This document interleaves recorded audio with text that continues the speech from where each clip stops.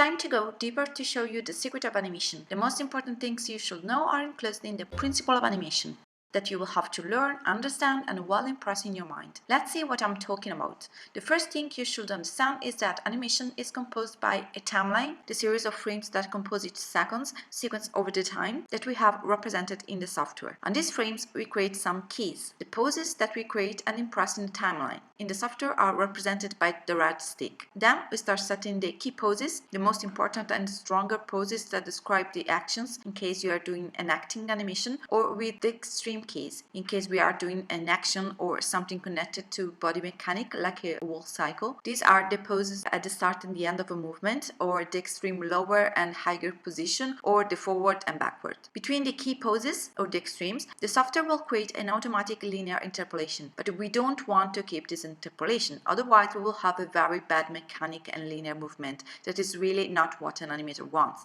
That's why we add the breakdown approximately in the middle of the two key poses, and can be called also passing positions because are the poses that we have during the movement from A to B. How we reach position B from position A. It's up to us to decide where to create the breakdowns depending on what type of movement we are doing. After the breakdown, we go to create some in-between keys. It's not necessary to have a key on each frame, but just strictly necessary to have a nice movement. In the in-betweens, in practice, you take controls of the interpolation created by the software, adjusting positions, spacings, arcs, and so on. The way we manage all these keys is almost everything. The readability and the good result is really based on what you do with the extremes, breakdowns, and the in-betweens. And the choice you will take should be based on this basic principle illustrated in the book The Illusion of Life by the two Disney animator Ollie Johnson and Frank Thomas. Timing. The speed, rhythm of your animation. How many frames you choose to make a movement. More frames, slower movement. Less frames, faster movement. It depends on where you set your key poses or extreme keys.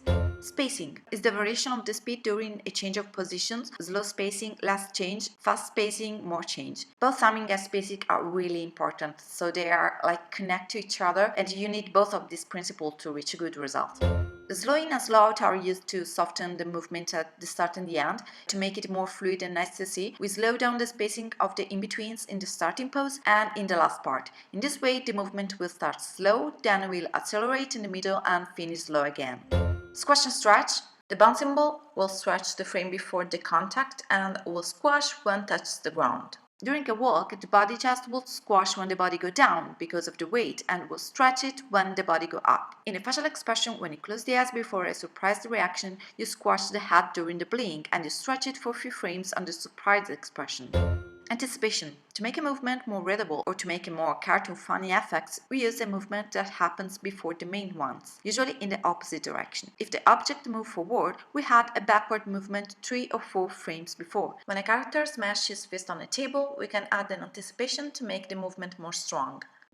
Follow-through and overlapping action. If you are animating a character turning from right to left and the head lead the movement, the rest of the body follow the head. So the head moves first, then the chest, then the arms, and so on. All these parts follow the head movement. During this movement, we can have different reactions of each part. Before turn on the left, the arms could bend in the opposite direction, overlapping the action. Secondary action. To make the action more interesting or to make the intentions and the emotions of the character more clear, we can use secondary actions to intensify the general feeling of the animation. During a walk, the main action are the movement of the feet and the hip, but we can add the secondary actions like the swings of the arms. Exaggeration. When we create a pose, it's allowed to exaggerate with the lines of action. During a movement, we can make it stronger and extreme to emphasize it. Appeal. Appeal makes things interesting. The appeal of a character depending mostly on the design and the story, but we can make it more strong with poses and animation. So emphasize a pose to make the appeal of the character instantly readable. Arcs. Any movement we create follows a path and generates an invisible arc. A smooth circular arc makes the movement fluid, more realistic, and nice to watch. Staging. When we create a shot, we start planning what we are going to show, and we will try to focus the attention in the correct way, setting the camera, the character, and any other assets in the scene in a way that the main action is clearly readable and with a good rhythm, so that anybody can follow the scene and well understand what's going on.